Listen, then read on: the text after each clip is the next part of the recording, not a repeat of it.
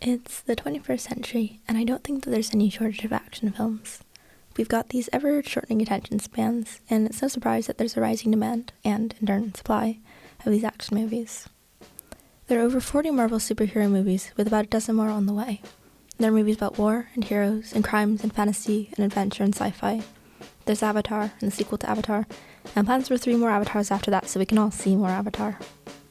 I think all of these films are good. I like action. I like action films and all their CGI cinematic glory where the world is always at stake. And yet, nothing comes even close to the electrifying intensity, the thrill you can feel throughout your body as a film about a drummer. Whiplash is a story about Andrew Neiman, an ambitious drummer, and his pursuit of rising to the top of his elite music conservatory under his terrifying mentor, Terrence Fletcher. It's a whirlwind tour of power, pain, obsession, and artistry. It is through the collision of cinematography and editing that lets the audience step into Andrew's world. The rhythm of cuts in Whiplash is a study in tension and release. The film's editor, Tom Cross, creates a musical experience with his cuts through contrast. Fast and slow, loud and quiet, jump cuts and long shots, rushing and dragging.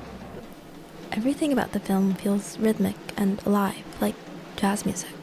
You get to feel through the screen how his mind is moving to the beat of his drums, because that's how we're seeing his world unfolding before us. It's a visual piece of music. The cutaways between shots emanate a call and response setup, where it seems as though one shot inverts the angles of another shot as if it's asking then answering a question.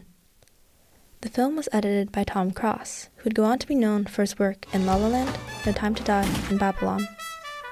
In an interview, Cross describes, "Those close-ups were intended as an extension of what was going on in Andrew's head.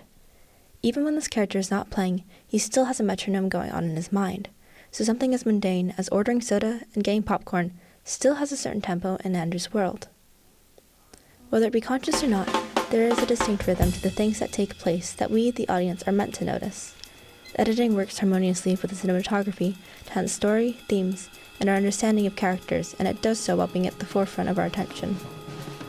I think the most critical and unique uses of this rhythmic cutting is how it's used to show power." Director Damien Chazelle told me he envisioned it as an action movie first and a musical drama second. The film absolutely delivers. The different cutting strategies make a perfect balance of quick, sharp cuts and contrasting long, breath-holding shots, creating a high-tension air of uncertainty. The creators of Whiplash referenced the 1980 film Raging Bull as an inspiration for the music scenes. Cross and Chazelle wanted to make the drumming scenes like a boxing match in all of its brutal, violent ferocity. The opposite of jazz is beautiful, gentle music in which all the players are in harmony. There's jump cuts, smash cuts, jumping the line intentionally over and over to disorient the audience. He wanted the viewer to feel the physicality of practicing and playing, the life or death stakes that he remembered growing up as a competitive jazz drummer. In the first practice scene, the editing carefully captures Andrew's changes throughout the scene. He enters, confident. It's a steady, slow-moving, long shot. The next shot is from a low point of view, telling the audience to look up to Andrew. The angle makes him seem big and powerful. The retime is slow, further emphasizing a sense of control and confidence. And then the door closes and Fletcher enters. Retime returns to normal speed. The cutting of the shots is not connected to the rhythm of the music yet, until the hand of Fletcher stops the music and the shot is cut exactly accordingly. Fletcher's hand stands starkly out against the dark background in the scenes where he's directing. As a conductor, Fletcher's hand is like a weapon, wielding absolute power over the band and the lives of those within it. The first time he silences the room, the various instruments trail off into silence. The scene progresses with counter shots between Andrew and Fletcher according to the music. Fletcher comes closer to Andrew and the camera looking down on us. The cuts and music begin to fall into sync, getting shorter, more frantic. Exactly when the music starts, the shot goes to Andrew, and the music stops right back to Fletcher, showing him stopping the band.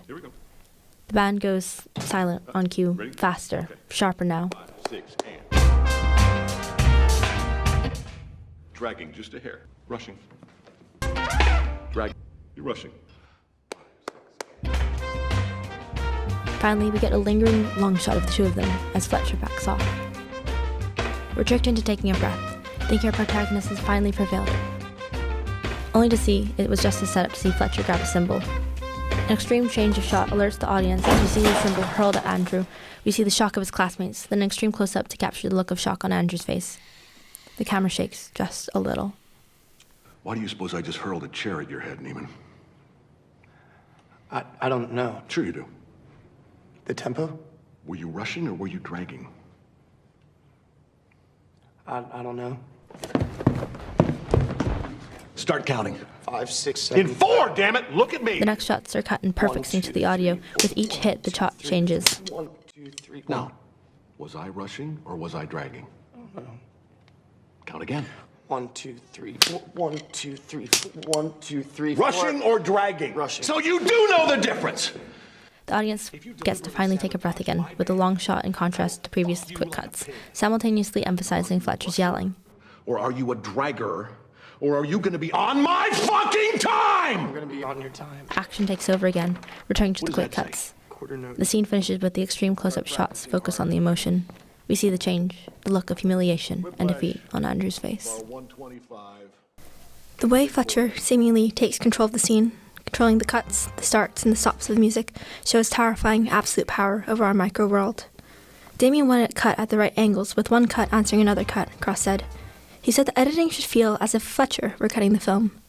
And he also said the style of the film should be subjective, where the editing style represents Andrew's state of mind, nervous and false manic at times. The scene barely gives the audience room to breathe. The times it does, it's only a taste of false hope, with your expectations broken within seconds. The climax of the film begins with Fletcher publicly humiliating our protagonist. After being coaxed back to play in the JVC Jazz Festival, Andrew realizes he's been set up to fail. You think I'm fucking stupid? What? I know it was you.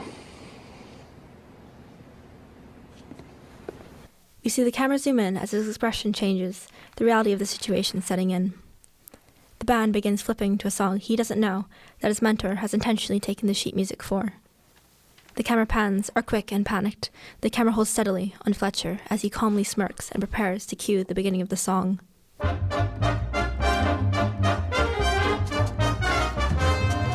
Everything about Upswing is designed to make Andrew fail. It's in an odd time signature, 7/4, just like Whiplash.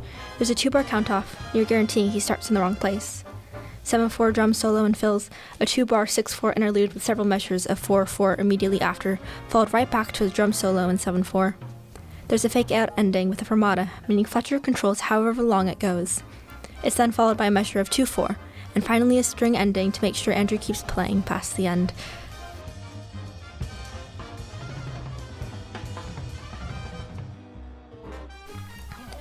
We see the annoyed and confused looks from the rest of the band at Andrew and the self-satisfied smugness of Fletcher. It's a disaster.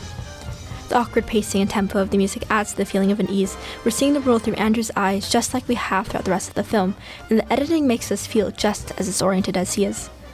The shots feel like they're holding on Andrew uncomfortably long, and we want it to be over just as much as he does. But then we begin to see his face as he's drumming, slightly smiling, seemingly enjoying it and feeling in control again. Shots sync up to the rhythm again. Fletcher raises his fist, signaling the cutoff of the song. The camera cuts to Andrew, who keeps drumming a few seconds past.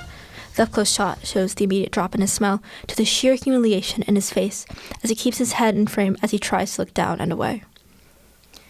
The camera seems to imitate the audience following and staring at him as he tries to shrink away. Fletcher seems to mockingly smile at Andrew as the stage lights change before he walks out of frame. We cut to behind Andrew's silhouette, looking towards the audience. The half-hearted, pitiful applause is undeniably gut-wrenching. It's any musician's worst nightmare come true. The camera holds on a medium shot of Andrew, suppressing his look of defeat as his mentor walks over and towers over him. It is this complete and utter devastation that makes the scene that immediately follows so much more powerful. Throughout Whiplash, Fletcher's power is corroborated by his unwavering, inveterate control over the sound, cuts, and pacing of the film. That is, until the finale of Whiplash. The camera steadily follows Andrew as he walks back on stage. He picks up his sticks, and we look on from an up-close, low angle. It's the first time we've seen him presented as powerful in Fletcher's presence. Fletcher turns around from the audience in a medium shot, but turns back around to continue talking. He's interrupted by a sudden cut to Andrew starring Caravan. We jump to Fletcher whirling around in surprise, then immediately back to Andrew. The cuts zooming in on him are in perfect rhythm with his drumming. His expression and the camera work are steady, decisive, and firm. Each cut is on Andrew's pacing. He's in control now. We see Fletcher's repressed fury before he turns back. The scene is electrifying. 3,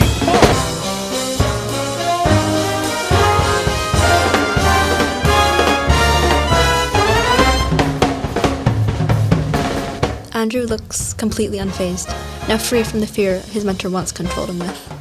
His final transformation in the finale, as he becomes confident and assertive, marks a shift in the editing style as well. Contrasting panning directions, long and quick cuts, flipping shots, extreme close-ups of instruments playing, bird's-eye long shots, angle changes. The final drumming sequence is a tour de force of quick cuts and dynamic camera movements. It's a masterful use of visual storytelling that adds depth and nuance to an already powerful film.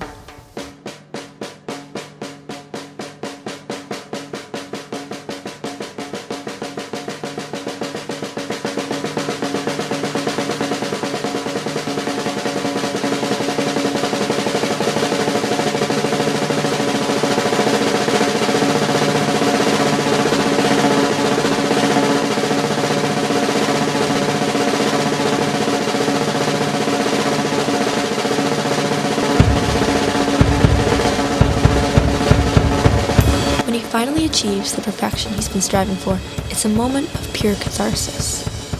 He's won. Right? I don't know. Throughout the film, we've seen the world through Andrew's eyes. Everything we've seen has been through his point of view, his emotions, even to the rhythm he thinks at.